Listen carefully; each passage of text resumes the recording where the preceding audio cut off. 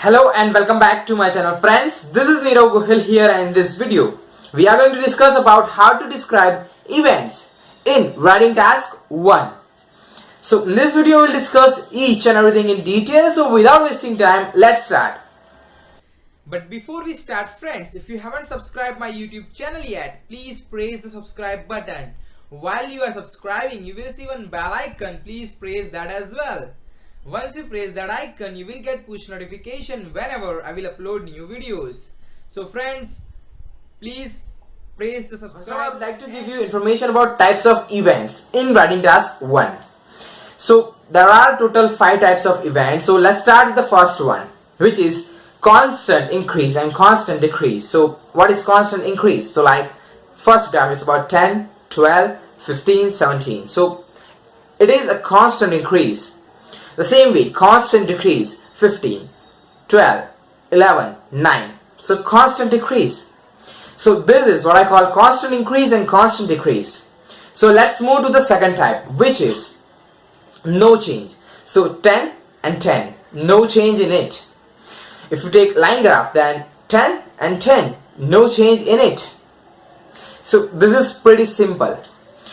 Third type is increase, decrease, increase, decrease. Like 15, 5, 15, 5. So increase, decrease, increase, decrease. How are you going to describe this event?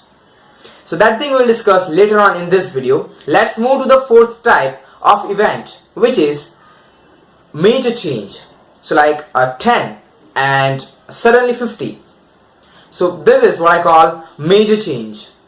And the fifth one is minor change. Like this is 10, now 11. So this is what I call minor change. So how are you going to describe these 5 events in your task 1? So let's get started with the first type. So first type of event is constant increase and constant decrease.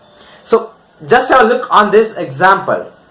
So now this example is about patient with X disease in between year 1960 and 1995. So just observe first 3 interval from 1960 to 1975. So you will observe a constant increase. Patients with X disease were increased from 50 to 200 constantly. So how we will describe this event? You will describe each part separately. So instead of that, you can write like this. Patients with X diseases were increased gradually in initial 10 years. So this way you can describe it, because it was a gradual increase, constant increase, so you can use this word. So the same way, I'm taking the same example. So now observe patients with X diseases in between year 1980 and 85. You will observe a constant decrease. So use the same pattern and you can describe that event. Like patients with X diseases were decreased gradually, or you can say decreased constantly from year 1980 to 1985. So this way you can describe this event. If you have constant increase, constant decrease type of graph, you can use word gradually, slowly, constantly. So this way you can describe. So now we are moving to the second type of event. So now it's time for no change. Like 10 in initial year and 10 after 5 years. So how are you going to describe this event? So here I have one example for you. This is the same that you have seen previously. But now observe interval in between year 1975 and 1980. So patients with X disease remained on 500 numbers. So that figure did not change. So now you can describe like number of cases with X diseases remained constant, steady, unchanged, persistent, unvarying in between year 1975 and 1980. So this is the one way to describe this event. And second one is, you can say patients with X disease did not change in between year 1975 and 1980. So this two way you can describe no change event. So now we are moving to the third type of event. So now it's time for increase, decrease type of event, which is also called as dramatical performance. So how we will describe? Would you prefer to describe each small event like increase, decrease? So that isn't a practical thing, right? It will take a lot time as well as a lot words, and you have to complete your summary in just 150 words. So here I have one example for you, just have a look on it. So as you can see, interval in between year 2008 to 2012. So as you can see, increase, decrease in TV sales. So how we will describe? So you can describe like TV sales was increased and decreased. You can use word inclined and declined dramatically in between year 2008 to 2012.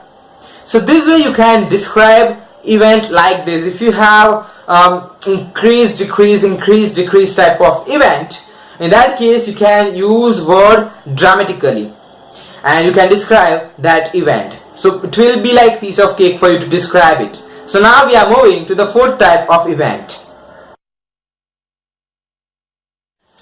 So now it's time for major changes.